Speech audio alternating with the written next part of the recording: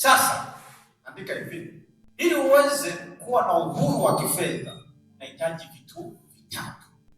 Namalizia, ili uweze kuwa na uhuru wa kifedha kuna vitu vitatu unahitaji kuwa navyo. Cha kwanza ni financial intelligence, maarifa ya kifedha. Hapa ujue namna ya kuzalisha fedha, namna ya kusimamia fedha, namna ya kuwekeza fedha.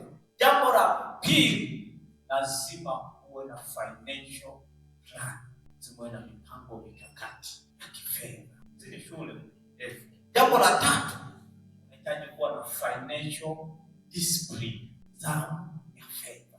Kuwa na financial intelligence, kuwa na financial planning haitakusaidia sana kama una financial discipline. Financial discipline sasa na chombo ambacho kinakusanya fedha. Kwa kama kimetoboka huko chini, utakusanya kwa kadri unavyoweza, lakini kwa siku hautakuwa na fedha. Na ndipo wafanyakazi wengi wanalipwa mishahara mingi, bado wanadumbukia kwenye wingu la madeni kwa financial discipline.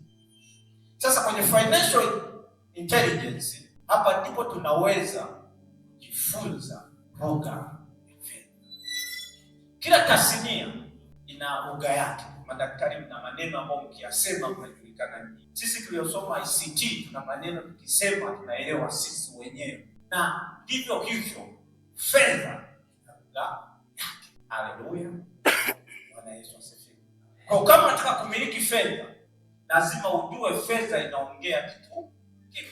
Ukisoma katika Wakorinto sura ya kwanza mstari wa 14, Wakorinto wa kwanza sura ya 10 mstari wa 10 inasema kuna sauti nyingi duniani, lakini hapana isiyokuwa. Kwa mbele kwamba huelewi sauti haimaanishi kwamba haina maana. Wewe ndio hujui maana yake. Bwana Yesu apewe sifa. Bwana Yesu asifiwe. Hebu ushika hela ulionayo, kama una hela, kama hauna, yaangalie kama dakika, yaani chukua kama dakika 5. Yaani tulie, niangalie kila mtu aangalie usikie kinachofanya.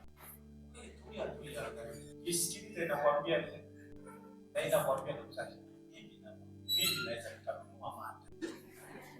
Inasema hiki, mimi siwezi nikanunua kitu fulani. Sio hivyo? Ukishika fedha yako kaiangalia, inakuwa inatoa sauti mbili tu. Sauti ya kwanza ni sauti ya kimatumizi, ndio nyepesi kuisikia. Sauti ya siku kishika pesa ni siku ambapo hata mwenyewe utaona akili yako inaelekea kwenye nini. Leo kishika 10,000 hivi itakwambia kabisa, oyai ando siku nyingi ujanywa Pepsi. Sauti ya kwanza nyepesi kusikika, sauti ya sauti ya pili, ukiishika pesa inazungumza sauti ya uwekezaji. Hapa wachache unasikia sauti ya uwekezaji ndani ya fedha. Kwa hiyo ugumu wa kushindwa kumiliki fedha ni kwa sababu sauti inayosikika kwenye masikio na kwenye ufahamu wa watu pindi wanaposhika fedha ni sauti ya kimatumizi. Haleluya. Ila sauti ya uwekezaji huwa inakuja baada ya fedha kuisha. Waza na kuwaka. Haleluya. Hakuja kukumbuka uwekezaji kwa sababu sauti ya uwekezaji ni nyembamba kama vile Roho Mtakatifu alipole kama. Haleluya.